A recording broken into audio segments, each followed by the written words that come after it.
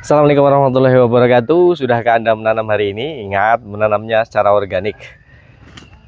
Teman-teman, selamat Hari Raya Idul Fitri. Mohon maaf lahir dan batin. Banyak kesalahan dari saya dan keluarga, mohon dimaafkan. Entah itu yang hari lebarannya hari ini, hari Jumat, maupun yang besok hari Sabtu. Sama aja sih, yang penting kita sama-sama lebaran gitu aja ya. Oke, timun sudah banyak bunganya tapi tidak bisa jadi buah. Mengapa demikian? Ini bunga, ini bakal buah. Terus mana lagi? Nah, ini bakal buah. Aduh, nggak kelihatan ya. Ini bakal buah. Ini bakal buah. Kita cari yang lebih jelas saja.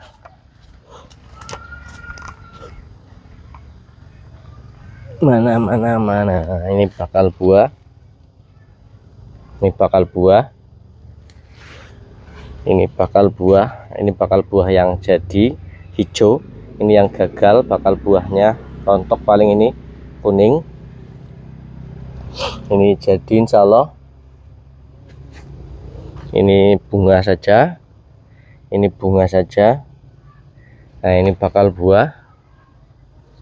Jadi harus diperhatikan perbedaan antara bunga betina dan bunga jantan. Kayak ini nih jantan, dia nggak ada centolnya. Nah, ini yang ada bakal buahnya. Mengapa bisa banyak bunga tidak keluar? Nah, ini kondisinya itu tidak ada bakal buah atau ada bakal buah tapi rontok. Bisa saja banyak bunga tapi tidak ada bunga betina, alias tidak ada bunga, tidak ada bakal buah, itu bisa saja seperti itu. Kenapa bisa demikian? Mungkin dari benihnya. Benih biasanya yang pabrikan itu mereka setting untuk sekali tanam saja. Jadi nanti kalau sudah jadi timun, kemudian kita pelihara besar, kemudian kita ambil sebagai bibit, nah ditanam itu dia nggak mau berbuah, alias mandul. Nah, kita anggap kasusnya bukan seperti itu ya. Kasusnya adalah benih yang masih bagus. Kenapa rontok gitu saja ya, bakal buahnya rontok, tidak jadi buah. Ini nanti dipanen untuk bikin pecel. Hari raya kita mecel. Biasanya kalau dibawa ke pasar tradisional yang gede-gede seperti ini, pada nggak mau. Masalahnya sekilo paling isinya 2 atau 3 sih. Mereka nyarinya yang sekilo isinya 5, 6, 7 gitu. Jadi dimakan rata. Oke, yang pertama mengapa gagal jadi buah adalah yang secara umum, dan ini kebanyakan terjadi adalah gagal penyerbukan, gagal serbuk. Itu seperti itu. Tidak terjadi penyerbukan. Nah, penyerbukan itu dilakukan oleh siapa sih? Dilakukan oleh serangga, oleh angin, kadang oleh air hujan mungkin ya. Mengapa bisa terjadi gagal penyerbukan? Karena dimungkinkan nanam timunnya sedikit, sehingga bunga yang muncul itu sedikit. Itu tidak menarik tidak menarik serangga yang bertugas untuk melakukan penyerbukan. Bisa saja banyak ya, tanamnya banyak, bunganya banyak, tapi tidak ada serangga yang datang untuk melakukan penyerbukan. Ya mungkin perlakuannya tidak organik ya. Jadi serangga itu nggak mau datang karena mungkin banyak bahan-bahan kimia sintetis yang mereka tidak mau datang. Itu yang pada umumnya itu adalah gagal serbuk, tidak terjadi penyerbukan. Itu kayak tadi yang bakal buahnya akhirnya nguning, dia tidak mau membesar, tetap kecil, kemudian akhirnya nguning dan rontok. Tapi kalau dia berhasil diserbuk, maka dia akan membesar. Oh bukan, dan akan menjadi buah. Itu seperti itu. Nah, ini kan dia membesar.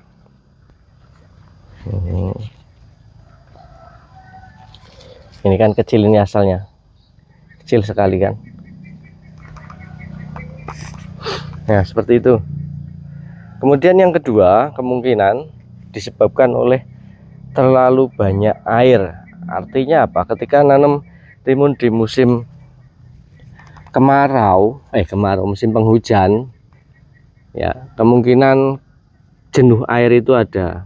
Apalagi drainasenya tidak lancar. Jadi yang paling penting kita lakukan ketika nanam timun di musim hujan adalah saluran pembuangan air atau di sela-sela bedengan itu harus lancar, sehingga ketika hujan lebat kelebihan air bisa langsung keluar sehingga akar tidak terendam. Nah itu biasanya kalau terendam jenuh air bukan cuma bunga saja yang rontok, bahkan nanti lama-lama pohonnya juga layu.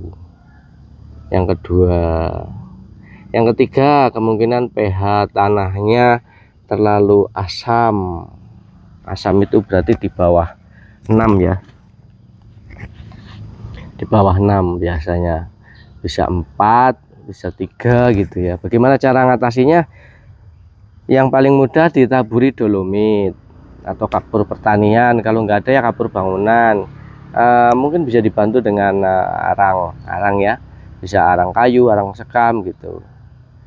Itu untuk menaikkan pH yang tadinya asam jadi normal. Itu kemudian ya seputar itu sih. Jadi kalau misalnya terlalu subur ya, kadang terjadi tanaman itu terlalu subur. Maksudnya apa? Dia akan tumbuh vegetatif terus, daunnya itu banyak terus. Nah kalau seperti itu kejadiannya mungkin bisa dikurangi daun-daun terbawah, daun-daun paling bawah yang udah tua-tua dibuang. Tapi biasanya kayak gini asal normal tumbuhnya, dia akan berbunga dan berbuah.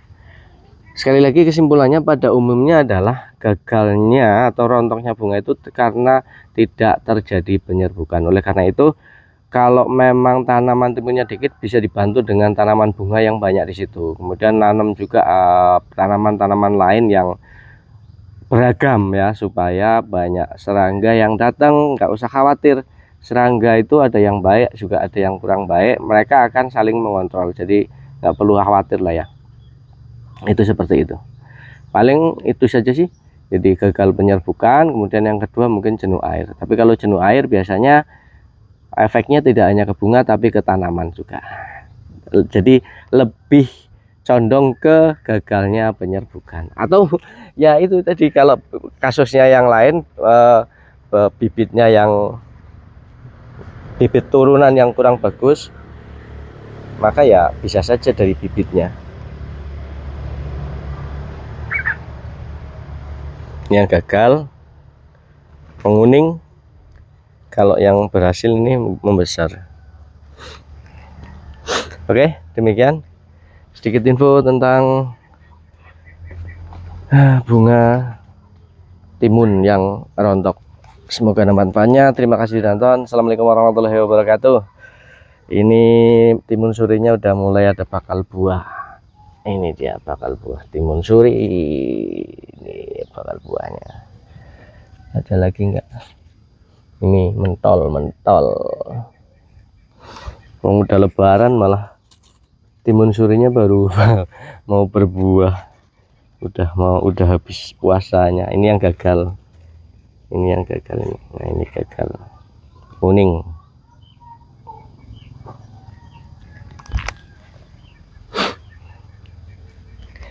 Nah, ini sepertinya berhasil. Dia membesar.